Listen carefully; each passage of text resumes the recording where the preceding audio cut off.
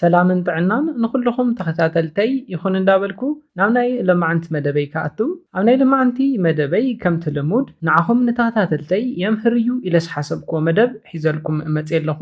ናይ ልምዓንቲ መደበይ ዘልዕሎ ርኢኻ ዝፈትኻያ ወይ ድማ ንዘፍቀርካያ ጓል ኣንስተይቲ ቁፅሪ ስልካ ምስ ተቐበልካ እቲ ናይ ፈለማ ናይ ስልኪ ዕላልኩም ብሉፅን ሰሓብን ክትገብር ከም ትኽእል ክንርኢና። እስካብ ናይ መደበይ ፍጻመ ሓቢርኩም ንጽንሑ። ነዚ ቻነል ሓድሽቲ ዝኾንኩም ሰብስክራይብ ብምግባርን ነታ ናይ ደውል ምልክት ሓንቲ ሻዕ ብምንካን ዝተፈላለዩ ናይ ጾታዊ ርክብ፣ ናይ ጥዕና ከምኡውን ናይ ሓዳርን ናይ ፍቕርን ህይወት ኢንፎርሜሽን ትረኽብሉ ቻነል ስድራ ንኽትኮኑ ብኽብሪ ንሓትት። ቁፅሪ ስልኪ እንተተቐቢልካ ኩሉ ነገር ተወዲኡ ናትካ ኮይና ምባል ኣይኮነን። ቁፅሪ ስልካ እንተሂባትካ ምሳኻ ናይ ምዕላል ድሌት ኣለዋ ማለት እዩ። ካብ ሕዚ ጀሚርኩም ድማ ተቐራሪብኩም ከምኡውን ተመሪዕኩም ስድራ ናይ ምምስራት ዕድል ኣለኩም። ክንዲዚ ድማ ገና ኣብ ናይ ፈለማ ዕላልኩም እትርክብኩም ክቋረፅ ዝኽእለሉ ዕድል እውን ከም ዘሎ ክትፈልጡ ኣለኩም። ነዞም ክልተ ውፅኢታት ግና እጃምካ ተውፊ ንስኻ ባዕልኻ ኢኻ።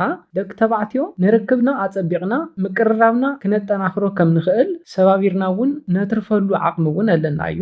ናትና ድሌት ተሳኺዑልካ ፍቕርኩም ናይ ሮሚዮን ጁልየትን ክኸውን እዩ። እዚ ዝኾን ድማ ንናይ ስልኪ ዕላልኩም ብጥበብ ክትፍጽምዎን ከለኹም እዩ። እዘን ቀፂለ ዝሕብረልኩም ኣድህቦ ሂብኩም ስምዑኒ። ዓርስኩም ንምጥፋእ ኣይትህፀፁ።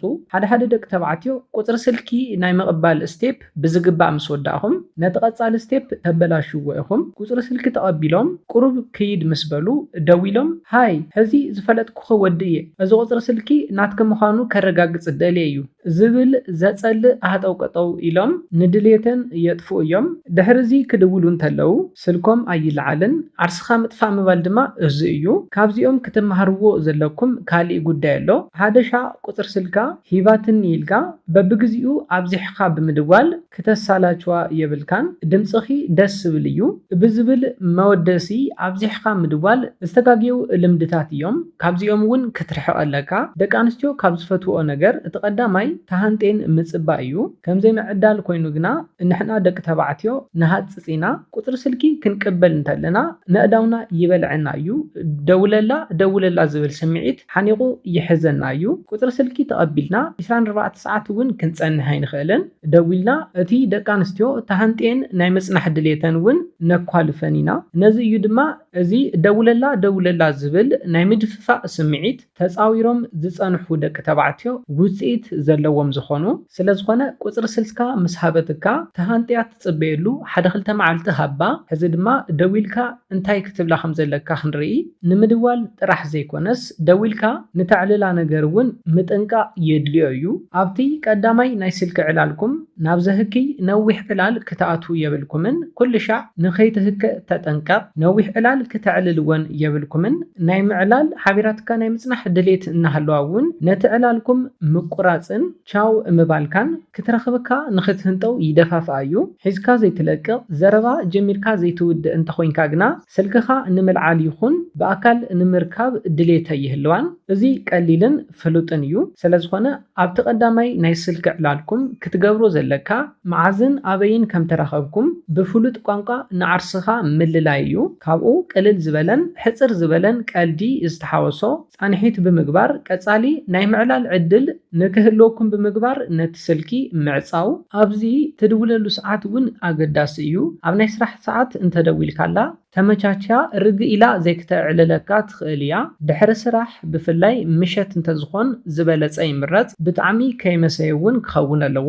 ኣብዚ ግዜ ርግ ኢላ ክተዕልለካ ትኽእል እያ። ብፍላይ ልስልስ ዝበሉ ስምዒት ዝነኽኡ ቃላት ብምጥቃምን ነቲ ዕላልኩም ካብ ግዜ ናብ ግዜ ናብ ፍቕሪ ንምቕያርን ብሉፅ ዕድል ዝፈጥረልካ እዩ። ኣብዚ ክትርስዖ ዘይብልካ ነገር እንተሃልዩ ተፃዋታይ ምዃን ወይ ድማ ቀልዲ ዝፈልጥ ምዃን እዩ። እዚ ንደቂ ኣንስትዮ ንምስሓብ ብጣዕሚ ኣገዳሲ ከም ዝኾነ ክትፈልጥ ኣለካ። ደቂ ኣንስትዮ ዘስሕቐን ዘጫውተን ወዲ ብጣዕሚ ይፈትዋ እየን። ንምንታይ እዩ እንተኢልካ ምስሓቕ ስለ ዝፈትዋን ስለ ዝደልያን እዩ። ንኽተስሕቐን ግድን ኮሜድያን ክትኾን ትፅቢተ ይግበረልካን። ፀወታ ምፍላጥን ንፀወታ ቅልል ዝበለ ጠባይ መሓዝን እኹል እዩ። እቲ ካሊእ ድማ መርገፂ ዘለዎ ወዲ ኹን። ተስፋ ዘይቆርፅ ዘይሽነፍ ንዝደልዮን ንዝሓሰቦን ዕላማ ጸኒዑ ደው ዝብልን ዝሰርሕን ሰብ ንናይ ደቂ ኣንስትዮ ልቢ ብቐሊሉ ይስዕር እዩ።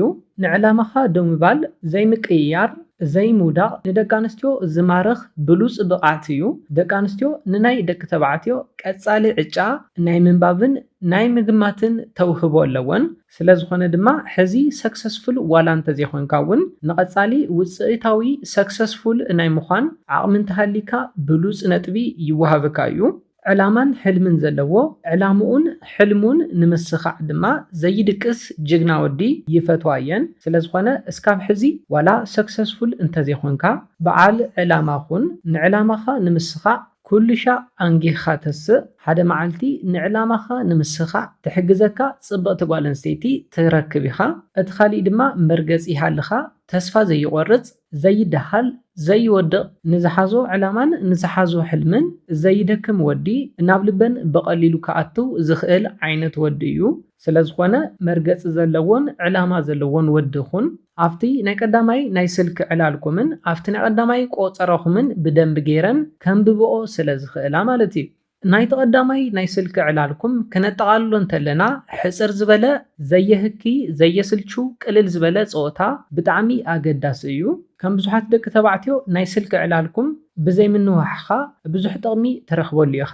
ኣብ ናይ ቀዳማይ መዓልትኻ ናይ ዕላል ሕፅረት ኣየጋጥመካን ኣይድብራን። ናይ ጓል ድምፂ ሰሚዕኻ ከም ዘይትፈልጥ ሰብ ሎማዓንቲ እየ ረኺበክሞ ኣይለቀቅክን ዝብል ስምዒት ኣይተምፅእ።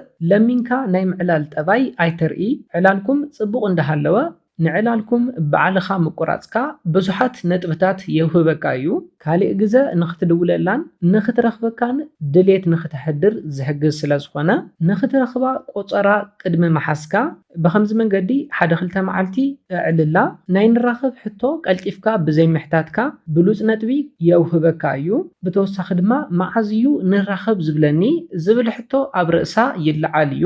ደቂ ኣንስትዮ ድማ ከምቲ ቅድም ኢለ ዝሓበርኩልኩም ዘህንጥወን ነገር ይደልያ እየን። ቅድሚ ምርኻብኩም ግና ሓደ ሓሳብ ክነግረካ ብስልኪ ይኹን ብቴክስት ብዙሕ ከይተዕልላ። ብስልኪ ወይ ድማ ብቴክስት ነቲ ፆታ እንተወዲእኻዮ ናይ ምርኻብ ድሌት ዘይክህልዋ ስለ ዝኽእል እዩ። ፍትዋት ተኸታተልተይ ንሎማዓንቲ ሒዘልኩም ዝነበርኩ መደብ ነዚ ይመስል ነይሩ። ካብ ናይ ሎማዓንቲ መደበይ ዝኾነ ሓድሽ ነገር ከም ዝሓስኩም ተስፋ ይገብር። ነዚ ቻነል ሓድሽ ዝኾንኩም ሰብስክራይብ ብምግባርን ነታ ናይ ደውል ምልክት ሓንቲ ሻዕ ብምንካን ክተተባብዑናን ስድራ ክትኮኑናን ብኽብሪ ንሓትት። መደብና ናብ ብዙሓት በፂሑ ተምህርቲ ንኽወስድሉ ላይክ ሼር ምግባርኩም ኣይትረስዑ። ሓሳብ ሪቶኹም ብኮሜንት ተብፅሑና። ብኻሊእ መደብ ብኻሊእ ሓሳብ እስካብ ንራኸብ ሰላምን ጥዕናን ንኹላትና ይቕኒየለይ።